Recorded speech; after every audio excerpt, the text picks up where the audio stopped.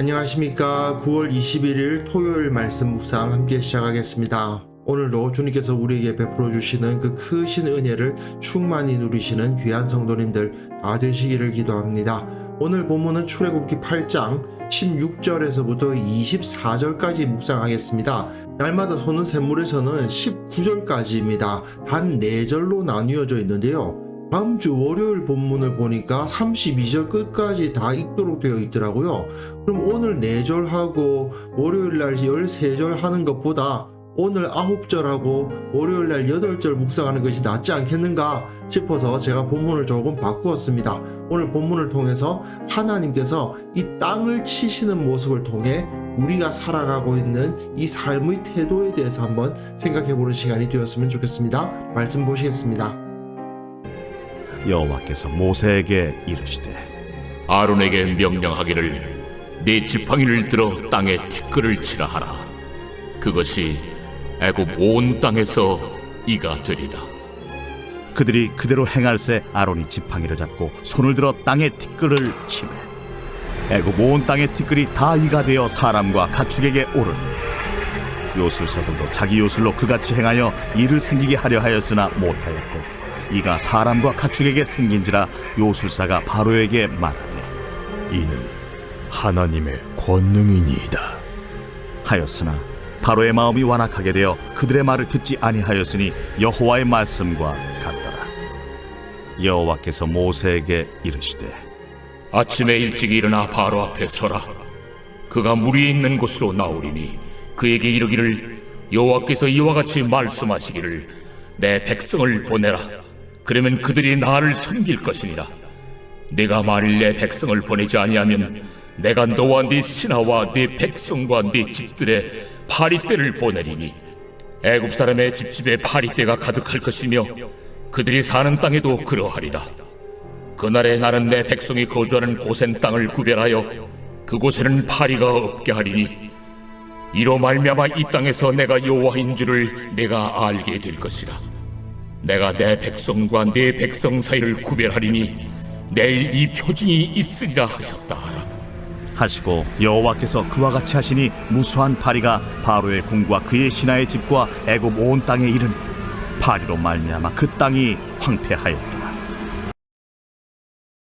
지금 우리는 하나님께서 10가지 재앙으로 애굽을 치시는 이야기를 읽어가고 있습니다. 앞에서 우리는 처음 2재앙을 살펴보았는데요. 하나는 나일강이 피로 변하는 재앙이고 또 하나는 개구리의 재앙이었습니다. 애굽인들이 오시리스의 핏줄이라 부르며 숭상했던 나일강, 그리고 그 나일강으로부터 나온다고 생각했던 그 풍요가 오히려 재앙이 될 수 있음을 보여주시는 것이었죠.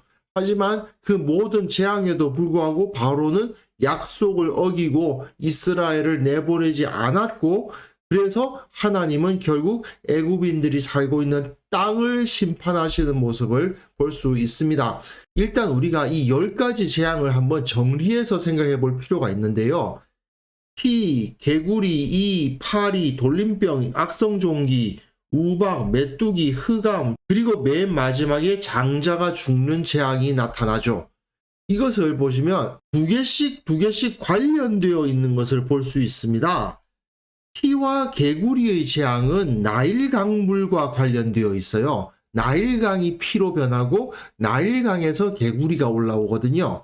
그런데 오늘 본문은 2와 8인데 모두 땅과 관련되어 있습니다. 땅의 티끌들이 2가 되고 파리떼가 온 땅을 해하는 모습을 볼 수 있으실 거예요. 5번째, 6번째는 돌림병과 악성종기인데 굉장히 비슷하죠. 가축과 사람의 질병입니다. 5번째 재앙은 가축들의 질병이었는데 6번째는 가축들뿐만 아니라 사람에게도 임하는 것을 볼 수 있습니다. 그 다음에는 우박과 메뚜기죠. 모두 다 농작물을 완전히 파괴합니다. 그리고 이 애굽인들이 최고신은 태양신 라거든요. 근데 그 태양을 하나님께서 막아버리시죠. 그리고 마지막에 장자, 그 무엇보다도 소중한 사람, 내 큰아들이 죽는 그러한 재앙으로 이루어져 있습니다. 이렇게 둘씩 주제별로 연결되어 있는데, 그런데 이야기가 흘러가는 것을 보면요, 또 3개씩 묶어져 있기도 해요.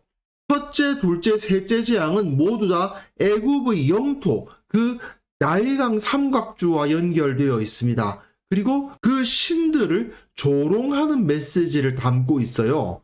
그런데 네 번째부터는 신들을 조롱하는 메시지라고 보기는 조금 어렵습니다. 이게 무슨 신을 조롱하는 것인지가 확실하지가 않아요. 첫째, 둘째, 셋째는 아하, 이건 이 당시 신들을 조롱하는 거구나 하고 딱 눈에 띄지만 넷째부터는 그런 모습은 잘 보이지 않고요.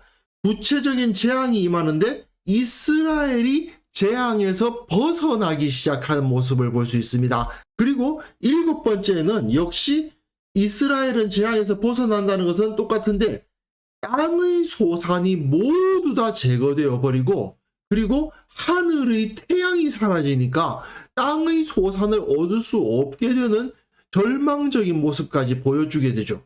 그리고 맨 마지막에 이 장자의 재앙, 최종 재앙이 떨어지면서 하나님께서 이스라엘을 이끌어내시는 것을 볼 수가 있는 겁니다. 그러면요, 본문 보시면요, 여호와께서 모세에게 이르시되 아론에게 명령하기를 너희 지팡이를 들어 땅의 티끌을 치라 하라. 여기서 땅의 티끌이에요. 땅이라는 단어가 오늘 본문에서 계속 반복된다는 것을 주목하시면 좋습니다. 그것이 애굽 온 땅에서 이가 되리라. 그들이 그대로 행할세 아론이 지팡이를 잡고 손을 들어 땅의 티끌을 치매 애굽 온 땅의 티끌이 다 이가 되어 사람과 가축이 올랐다. 땅이라는 말이 계속 나오죠. 요술사들도 자기 요술로 그같이 행하여 이 일을 생기게 하려 하였으나 못합니다.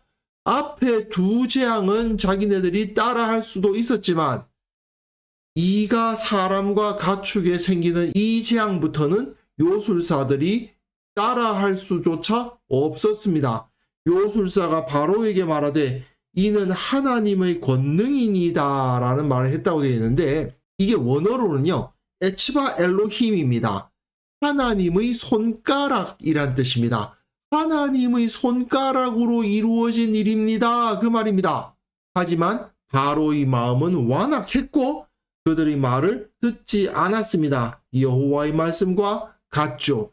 모세와 아론의 말만 듣지 않은 게 아니고 요술사들, 자기 편이었던 이 자들의 말조차 듣지 않았다는 것을 보여줍니다.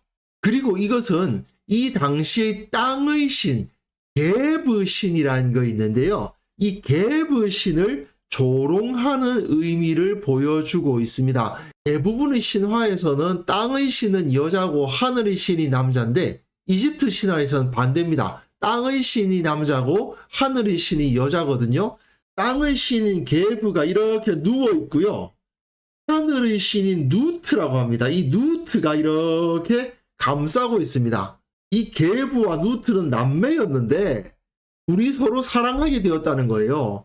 그런데 그 아버지가 누구냐면 공기의 신 슈입니다. 게브와 누트가 너무 붙어 다니고 서로 연애를 하니까 아버지 공기의 신이 중간에서 떼어놓는 거예요. 이 둘 사이를. 그리고 더 재미있는 것은 이 누트의 몸 위로 태양신 라가 배를 타고 지나가고 있어요. 태양이 떴다 졌다 하지 않습니까? 그거를 태양신 라가 배를 타고 이 누트의 몸 위를 오가는 것으로 표현하고 있습니다. 그리고 자기네들이 그 땅이 게브 신의 몸이라고 생각했단 말이죠. 그러니까 밀과 보리는 게브의 갈비뼈와 등에서 자란다. 뭐 이런 말들을 했던 겁니다. 그러니까 애굽인들은 인간이 어떤 존재라고 생각했냐면 게브 신에게 기생하는 기생충, 게브 신으로부터 양식을 빨아먹는 존재, 뭐 이런 식으로 생각했던 건데 하나님께서는 오히려 그 상황을 역전시켜 버리시죠. 이제 땅의 흙이 변해서 그 해충이 사람들을 빨아먹는 상황이 벌어지게 하신 겁니다. 너희가 저 땅 게브로부터 양식을 빨아먹는다고 말하는 모양인데 그 땅의 신 게브의 티끌이 변해서 너희들을 빨아먹게 해주마. 이렇게 하나님께서 상황을 바꾸어 버리신 거죠. 이처럼 오시리스의 핏줄이라 불렸던 나일강의 진짜 피를 채워버리시고 그 나일강으로부터 나오는 풍요의 상징이었던 개구리 그 개구리가 온 동네 가득 차게 해주시고, 그리고 자기네들이 그 땅으로부터 나오는 양식을 빨아먹고 있다고 생각하는 그 생각을 바꾸어가지고 오히려 그 땅의 티끌이 이가 되어서 그들을 빨아먹게 하시는 그러한 역사들을 통해서 너희들이 믿고 따르고 있는 그 신들은 전부 다 거짓이다 하는 것을 보여주시는 거죠. 그 모든 것은 다 하나님의 통치 아래에 있고 하나님의 피조물들이다 하는 것을 말씀해 주신 겁니다. 그 다음에 하나님께서는 마치 나일강을 피로 바꾸실 때와 비슷한 이야기를 다시 하십니다. 바로가 아침에 일찍 일어나서 물 있는 곳으로 나올 건데 그에게 이르기를 여호와께서 이와 같이 말씀하시기를 내 백성을 보내라. 그러면 그들이 나를 섬길 것이니라. 마치 처음에 나일강을 피로 바꾸실 때와 비슷한 모습이 여기서 나타납니다. 네가 만일 내 백성을 보내지 아니하면 내가 너와 내 신하와 내 백성과 내 집에 파리떼를 보내주겠다. 애굽 사람이 집집에 파리떼가 가득할 것이며 그들이 사는 땅에도 그러하리라. 여기서 이 파리떼는 어떤 신을 조롱하고 있는지가 불분명합니다. 즉 첫째, 둘째, 셋째 재앙까지는 명백하게 그 애굽인들의 신들을 조롱하는 의미를 담고 있었지만 이 넷째 재앙부터는 특별히 어떤 신들을 딱 지적해서 조롱한다기보다는 실질적으로 그들에게 큰 피해가 가는 그 땅이 해를 받는 일을 일으키시는 거죠. 그리고 이 파리떼라고 번역되어 있습니다만은 이 아로브거든요. 파리라는 의미라고 보기가 좀 어렵습니다. 그냥 섞여 있는 물이에요. 그러니까 수많은 각종 곤충들이 섞여가지고 밀고 들어왔다라고 보기도 하고 유대인들은 이것이 파리가 아니고 들짐승 떼들이 막 몰려와가지고 그 땅을 쓸어버리는 그런 모습으로 이해를 하기도 했습니다. 그날에 나는 내 백성이 거주하는 고센 땅을 구별하여 그곳에는 파리가 없게 하겠다. 이제부터 이 넷째 재앙부터는 이스라엘과 애굽이 구별되었다는 것이 확고하게 나타납니다. 이로 말미암아 이 땅에서 내가 여호와인 줄을 내가 알게 될 것이라. 내가 내 백성과 너희 백성 사이를 구별하리니 내일 이 표징이 있으리라 하셨다 하라 하시고 여호와께서 그와 같이 하시니 무수한 파리가 바로의 군과 그의 신하의 집과 애굽 온 땅에 이르니 파리로 말미암아 그 땅이 황폐하였더라. 셋째 재앙과 넷째 재앙은 모두 다 땅에 관련된 재앙이었습니다. 첫째, 둘째는 나일강에 관련된 재앙이었다면 셋째, 넷째는 땅에 관련된 재앙이고 그리고 특히 이 넷째 재앙부터는 이스라엘과 애굽을 딱 구분해 놓고 애굽만 강하게 치시기 시작하는 것을 볼 수가 있는 거죠. 결국 이 모든 것을 통해서 애굽에 사는 모든 사람들은 이스라엘에는 이런 재앙이 임하지 않는데 자기들이 사는 땅에는 이러한 재앙이 임하는 것을 알게 되면서 하나님께서 이 모든 재앙을 일으키셨다는 사실을 알게 될 것입니다. 바로가 그 마음을 완악하게 하여 하나님의 명령을 듣지 않으면 않을수록 그는 신이 아니고 자기 백성을 보호할 수 없는 존재라는 사실이 드러날 뿐일 것입니다. 사실 이 당시 애굽인들은 바로가 사람 모습을 하고 있는 신이라고 믿었습니다. 믿으라고 강요당했겠죠. 어쨌든 이들은 바로가 이 나일강 삼각주를 비옥하게 하고 자기들을 풍요롭게 한다고 믿었습니다. 하지만 그 모든 것은 바로로부터 나오는 것이 아니고 오시리스로부터 나오는 것도 아니고 크눔으로부터 나오는 것도 아니고 하피로부터 나오는 것도 아니고 헤케트로부터 나오는 것도 아니고 게브로부터 나오는 것도 아니고 그 수많은 말도 안 되는 신들이 아니라 오직 한 분 창조주 여호와 하나님께서 그 모든 것을 베풀어 주신다는 사실을 저들은 배워야만 했던 것입니다. 어쩌면 우리들도 애굽인들과 비슷한 생각을 하고 있을 수도 있습니다. 왜냐하면 부동산이, 주식이, 나의 학벌이, 나의 직장이 나를 부유하게 한다. 그것이 나를 먹이고 그것이 나를 살게 한다고 믿고 있을 수 있기 때문입니다. 하지만 우리의 삶을 주관하시는 분은 우리 하나님이시지 내가 가지고 있는 재산이나 내가 가지고 있는 지위가 아니라는 것을 우리는 반드시 기억해야만 될 것입니다. 우리를 먹이시고 입히시는 분은 오직 하나님이시다. 이 사실을 이 애굽에 주어진 재앙들을 통해서 배울 수 있어야 되겠습니다. 그래서 이 시간 함께 기도하실 때에는요, 이 세상의 우상과 거짓 지식에 의해서 흔들리지 않게 하시고 주님께서 내 모든 것의 근원이심을 고백하게 하옵소서.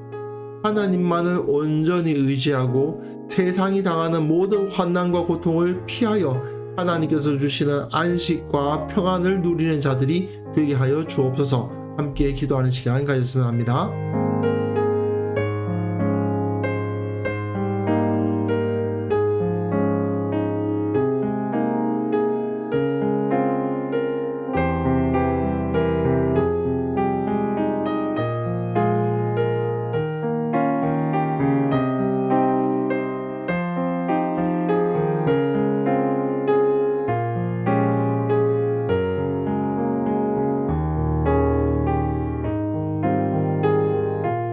하나님 아버지, 우리가 이 세상의 우상과 거짓 지식에 흔들리지 않도록 우리를 지켜주시기를 원합니다. 하나님께서 내게 모든 것을 주시고 하나님이 내 생명의 근원이심을 고백하며 주님을 의지하며 살아가는 자들 될 수 있도록 도와주옵소서.